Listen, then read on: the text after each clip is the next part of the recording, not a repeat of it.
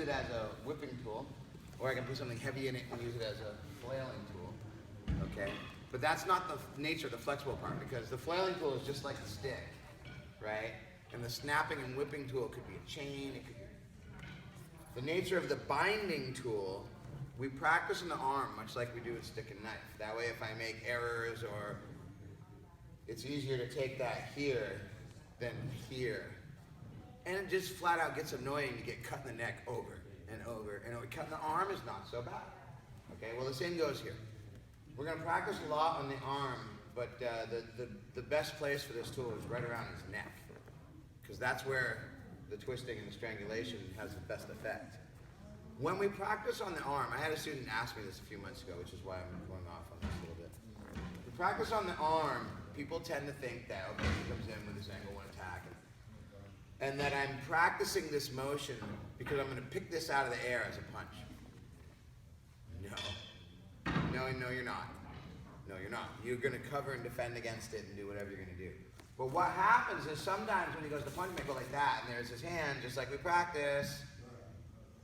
This is the moment we're looking for. It's just that I don't feel like jacking everybody's knees and bruising your shins up all day long. Every time you punch, I jack you so that you remember how your body mechanics work and that your hand actually just hangs out in the air for me. All right? So when he comes in and he's going to do this attack, and we deal with it here, remember that that's the scenario I'm working with.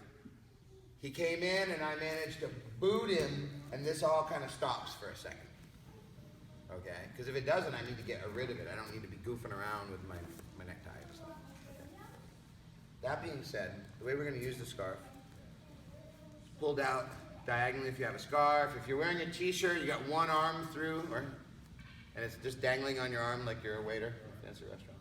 Anybody here eat at fancy restaurants? Well, I don't work at them either, but this is what I'm told about how they wear their towels.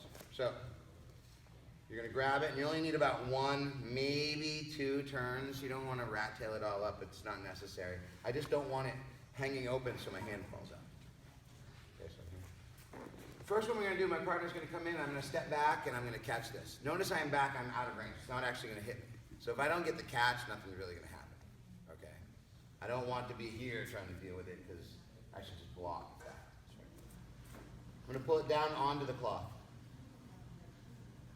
My hand goes on top of his hand, I pull it onto the cloth. This cloth acts like a fish on a leash.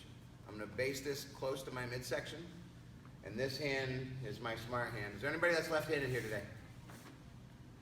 If there were, they would wear it on their dominant hand, so it'll be easier to learn it. Okay, so when this comes in, the smart hand grabs it, pulls it down onto the leash,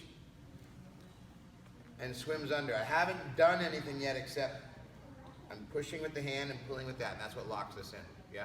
So far, so good? All right, when I get this locked in, there's some things about his balance that we have to know. Just here's a post, here's a post. If I push him here, he doesn't fall. If I push him here, he doesn't fall unless I bend his legs. Missing corner, missing corner. My teacher calls that the gate.